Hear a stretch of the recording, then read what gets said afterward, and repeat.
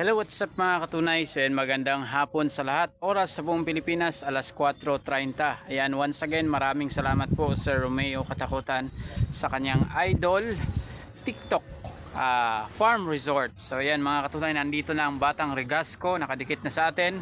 At meron ding pong sticker dito, I love Dr. J. Dito po yan sa bayan ng San Luis, lalawigan ng Pampanga, which is ngayon po na araw, hapon, at darating na naman ang oras ng pagtatagpo ng araw at ang buwan, takip silim, no? So ayan mga katunay, dito naman po tayo makikitulog sa bayan ng San Luis, at bukas na po tayo babiyahe pabalik ng Metro Manila, kaya see you there sa bayan din po ng Migkawayan, dahil magsa-stop over din tayo dyan, dahil meron tayong personal na activity na gagawin dyan sa bahaging area na yan within the jurisdiction of Migkawayan, Bulacan.